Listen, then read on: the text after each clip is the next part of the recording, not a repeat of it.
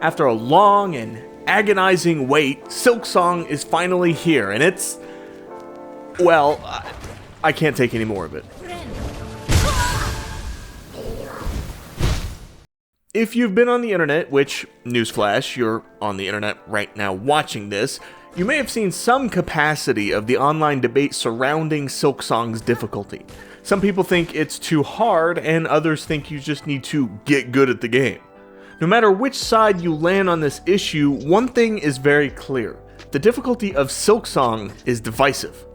Now, I'm pretty good at staying off the internet. My online footprint pretty much starts and stops with this YouTube channel. So I'm not usually swayed by online opinion, because I don't usually see online opinion. That being said, I 100% genuinely believe Silksong is way too hard. But I want to dig into it. I don't want to just say the game is too hard and move on. So let's unpack why this is the case. Silksong's difficulty slaps you in the face right away. There's an expectation of the player immediately. You're expected to be familiar with the game's feel because ultimately Silksong plays very similarly to the original Hollow Knight. If, like me, you've played the original, you'll be fine, but if you haven't played the original or haven't played it extensively, the slap in the face from Silksong is going to be a particularly painful one. It's not insurmountable, though. The series is known for its tight controls, and it doesn't take long to get the hang of things, but this is really only the beginning. Now, truth be told, it's fairly smooth sailing from here for a few hours. It's classic Hollow Knight, stumbling your way around until you eventually find something to do. Collectibles, power-ups, and now even quests. But a few hours in, you'll start to notice something. Man, I'm dying quickly. This is because a vast majority of the enemies and hazards deal 2 hearts of damage. The original Hollow Knight and Hollow Knight Silksong both work off a heart system. No big deal. You start with 5, so you can take 5 points of damage before you die. Generally speaking, this equates to 5 hits. But there are some unique cases where enemies will deal additional damage. In the original, this was exclusive to bigger, beefier enemies. In Silksong, this is exclusive to this guy, and him, oh, and that guy too, those spikes, that lava, that boss, oh, and that boss too. So basically, it's not exclusive at all. 2 damage is no longer the exception, it's the rule. Against bosses specifically, this results in fights being more tedious than engaging. Bosses are generally a little bit tougher than in the first game, but not too much so. You fight them just like you fight the original cast of bosses. The first few engagements end in a quick death, but slowly and surely you start picking up patterns. Dodging attacks becomes easier, you start understanding when to get hits in, when to heal. Victory through experience is the name of the game, and it's a rewarding feeling to overcome what was once an insurmountable task.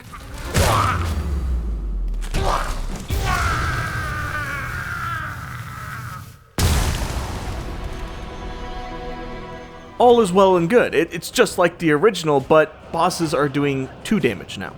You'd think this adds a layer of challenge, but in practice, it really doesn't. All it's doing is demanding more mastery from the player, more time and experience. When you die twice as fast, you're spending half as much time actually fighting the bosses, subsequently learning half as much from the same time investment. This results in more runs back to the boss room, more trials, and more errors. This does not make the game more challenging, rather more tedious. When you get to the point where you've learned when to attack, when to dodge, and when to heal, that Hollow Knight magic comes back in full force. The feeling of being in an intense duel, carefully dodging and weaving to eventually overcome your opponent. But in order to get to that point, Silksong makes you jump through far more punishing hoops, and the result is more deaths and less overall time in the fight to actually formulate a strategy. It becomes less about correcting your mistakes and more about not making any to begin with. Now, I've just made it sound like I hate the boss fights, but in reality, they're actually my favorite part of the game.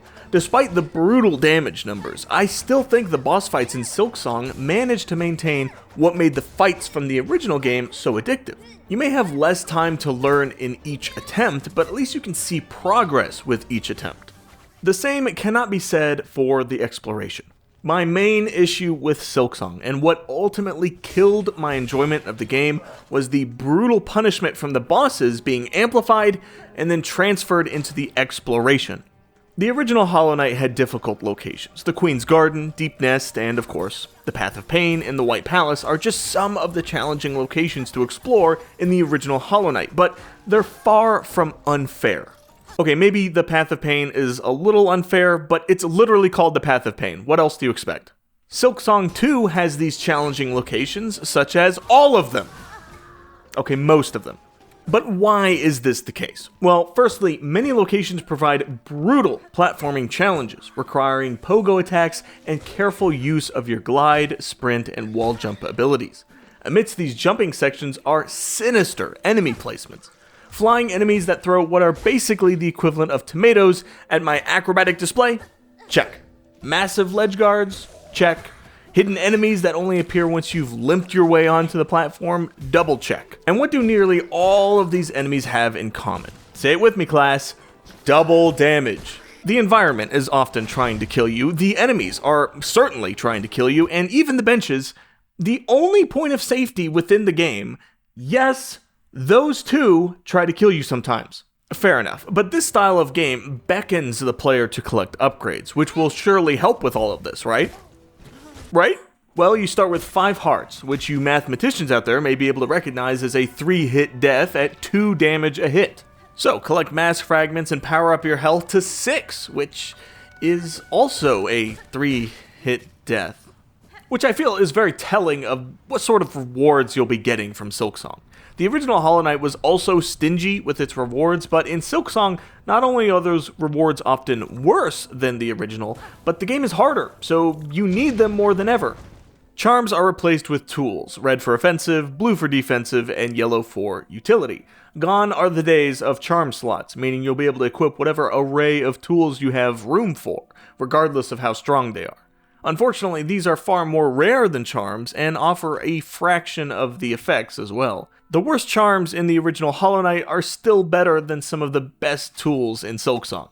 There are some good ones, but they're rare, and the best ones I found used shards, a new currency within Silksong. Shards are dropped by enemies, and are basically a resource you use to replenish your gadgets. Gadgets are typically red tools that attack in some way. Throwing knives, spears, or my personal favorite, the homing drones. These are cool, but if you use them too much, you'll quickly run out of shards, meaning you'll have to grind enemies or use them sparingly. This really should have just been something that replenishes at a bench, no shards needed. The shard economy feels really pointless. The object is to do what? Punish the player for using them in boss fights too much? That's the only place in which you don't get your return on investment.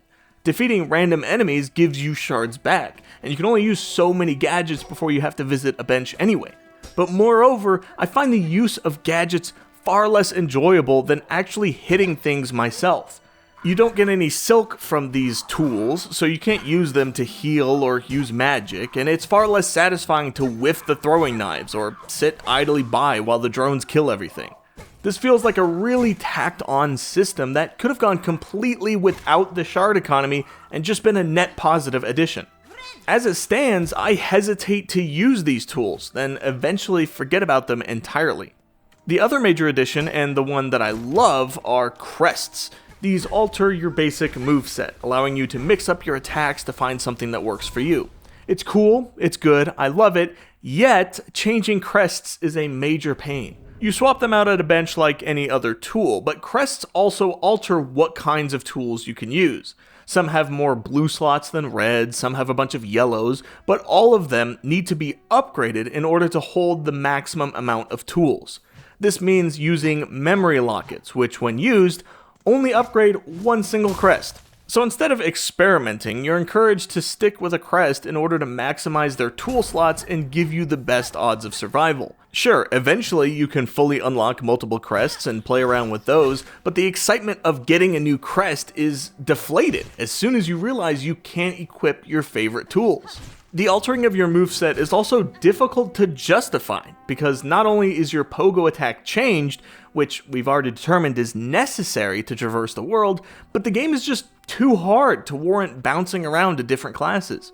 You're better off sticking with a single class to master it and give yourself a fighting chance against these bosses and environments. Look, I don't want to make it sound like I hate Silksong, because I don't. I want to like it. I want to play more. Team Cherry has done a fantastic job recapturing much of the magic from the first game.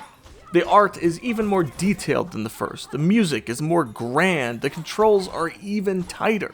The world begs you to explore it, boss fights are varied and unique, and the addition of quests keeps you on the right track even when you get lost. In so many ways, it's bigger and better than the original, but at every turn, it feels like the game is fighting you. The double damage, the limitation of tool usage, the hostile environments, these things are at odds with what makes the game special. I can't enjoy the scenery when I'm desperately swatting at enemies.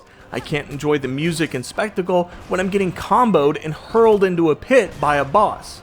I can't enjoy the exploration when every single new area pummels me into the ground. Making the same walks back to my cocoon to collect my money over and over and over again has eventually taken its toll. This wasn't something I wanted to admit, that the game was too hard, too punishing, or too unrewarding of my time. I'm a longtime Hollow Knight fan. I can power through the original game in nothing flat, and a lot of those skills from playing the original transfer so effortlessly over to the sequel. I wasn't looking to crush the game in a single go. I didn't want that. I wanted that carefully balanced challenge from the first game, but that's not here. Silksong doesn't want to challenge you, it wants to kill you. And to the game's credit, it does just that, over and over again. The magic from the original Hollow Knight is here. You can see it in the artwork, you can feel it in the gameplay, but it's not the same. Silksong will punish you for exploring, punish you for trying new setups, punish you for not immediately grasping the new pogo mechanics. It will punish you for playing the game. There is a fun game here, but it's coated in a layer of frustration, annoyance, and dissatisfaction, which I have neither the time nor patience for. It came so close to living up to the hype, yet it stands in its own way with a difficulty that betrays its inviting components.